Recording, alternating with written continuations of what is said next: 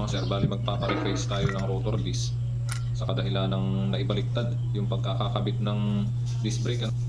Kaya ayan, nagasgas yung ating rotor disc. Magpapareplace tayo, babaklasin natin itong rotor disc.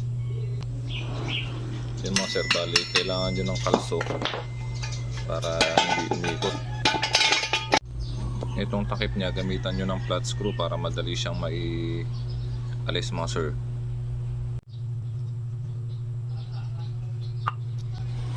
Yan, tapos meron siyang alambre na lock dyan. Kailangan nyo alisin para mapihit nyo yung tornilyo mga sir.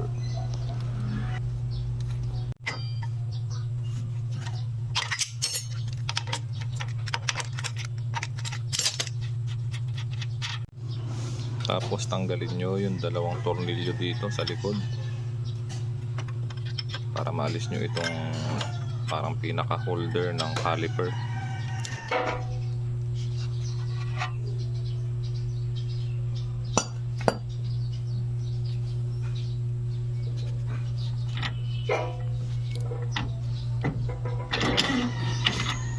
Oo, tanggal na mga sir.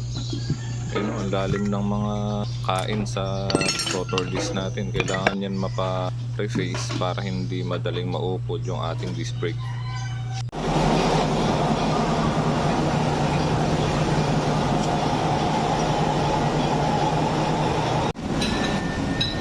Boss, 300.